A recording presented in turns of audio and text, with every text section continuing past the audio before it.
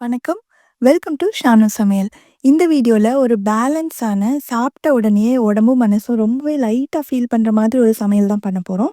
இன்னைக்கு நம்மளோட காம்போல முருங்கைக்காய வச்சு ஒரு சூப்பரான பொரிச்ச குழம்பு பண்ணியிருக்கோம்.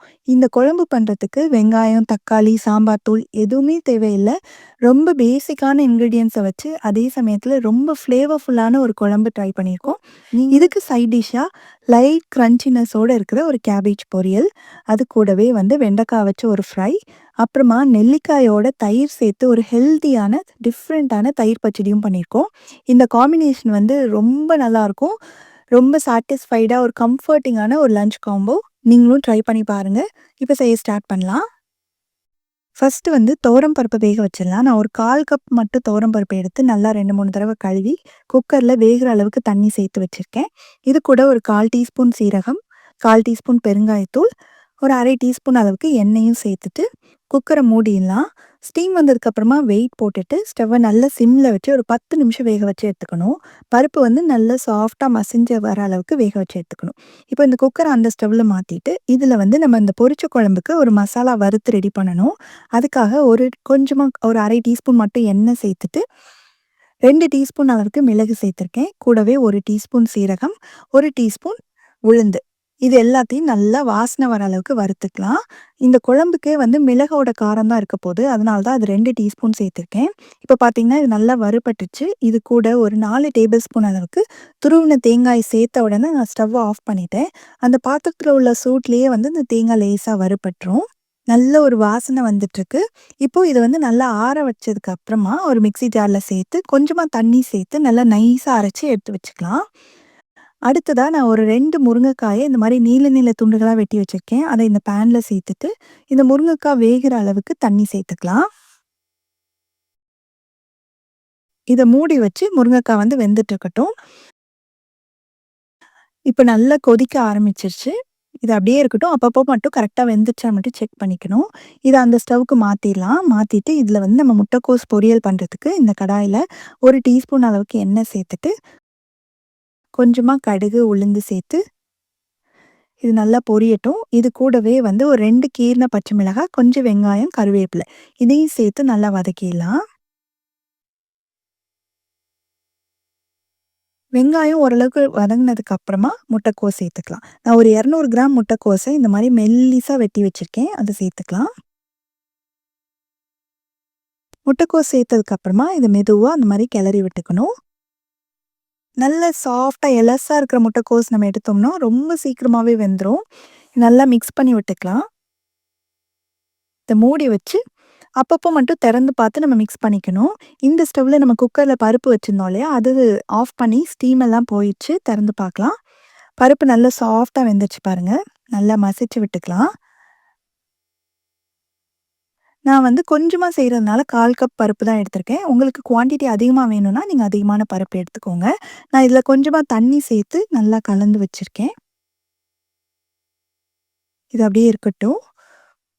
இந்த சைட் பார்த்தீங்கன்னா, முருங்கைக்காயும் ஆல்மோஸ்ட் வெந்துருச்சு. பார்க்கும்போதே தெரியுதா? கலர் சேஞ்ச் ஆயிருக்கு. ஸோ, இதில நம்ம வேக வச்சு வச்சிருக்க பருப்ப சேர்த்துடலாம்.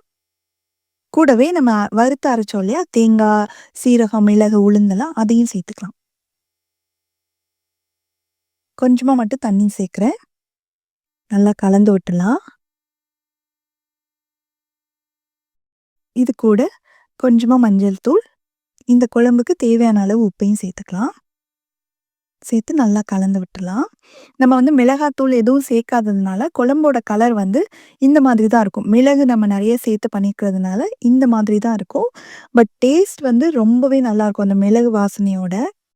இப்போ இந்த சைடு பார்த்தீங்கன்னா, முட்டைக்கோஸ் நல்லா வெந்துருச்சு. பார்க்கும்போதே உங்களுக்கு நல்லா கொஞ்சம் சாஃப்ட்டா இருக்கு பாருங்க. ரொம்ப சாஃப்ட் ஆகுற அளவுக்கு வேக வைக்கக்கூடாது. கொஞ்சம் கிரன்ச்சியா இருந்தா தான் நல்லாயிருக்கும்.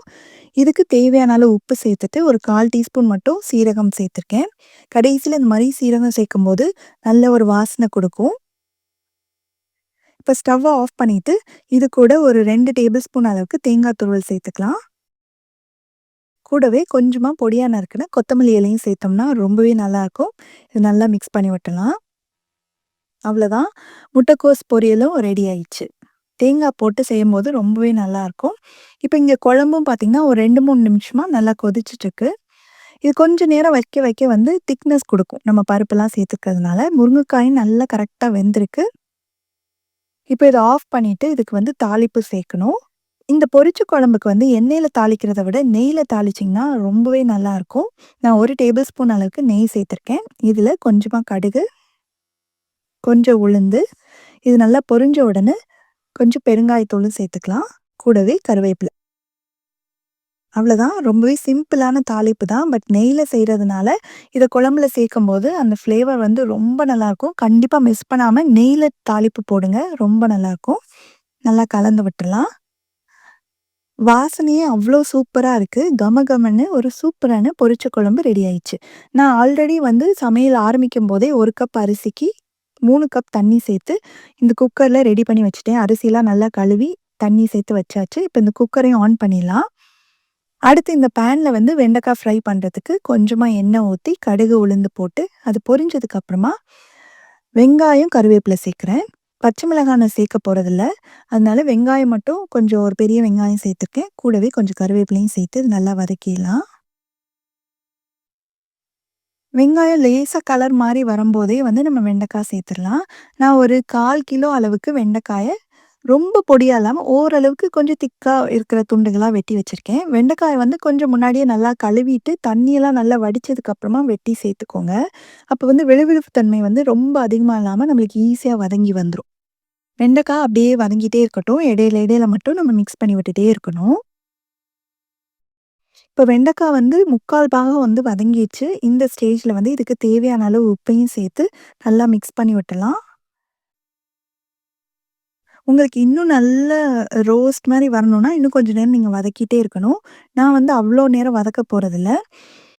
அது வெண்டைக்காய் வதங்கிட்டு இருக்க டயத்துலயே நம்ம நெல்லிக்காய் பச்சடி செய்றதுக்கு ஒரு மிக்ஸி ஜார்ல 3 பச்சை மிளகாய், கொஞ்சமா இஞ்சி, ஒரு 2 நெல்லிக்காய வந்து கொட்டைகள நீக்கிட்டு இந்த மாரி பெரிய பெரிய துண்டுகளா வெட்டி வச்சிருக்கேன். கொஞ்சமா மட்டும் கொத்தமல்லி இல. நெறைய சேர்க்கணும்னு அவசியம் இல்ல. கொஞ்சமா. இது கூட ஒரு 2 டேபிள் ஸ்பூன் அளவுக்கு தேங்காய் துருவல். கொஞ்சமா உப்பு சேர்த்து தண்ணி தேவைப்பட்டா கொஞ்சமா மட்டும் சேர்த்து, இது நல்ல ஒரு கொரகொரப்பா அரைச்சு எடுத்துட்டு வந்துடலாம். ரொம்ப நைஸா பேஸ்ட் மாரி அரைக்கணுன்ற அவசியம் கிடையாது. கொஞ்சம் லேஸ் கொரகொரப்பா இருந்ததுன்னா நல்லாயிருக்கும் அதோட டெக்ஸ்சர்.